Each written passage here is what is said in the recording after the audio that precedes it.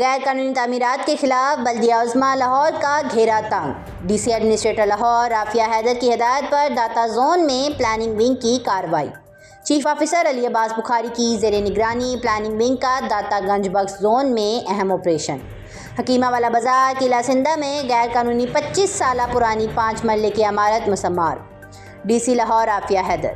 شہری لیاقت بھٹی کی شکایت پر جانچ پڑتال کے بعد آپریشن کیا گیا۔ ڈی سی لاہور رافیہ حیدر، بلدیہ عظمیٰ اور پولیس کی ٹیمز نے مشترکہ طور آپریشن میں حصہ لیا۔ D C Lahore Rafia Haider.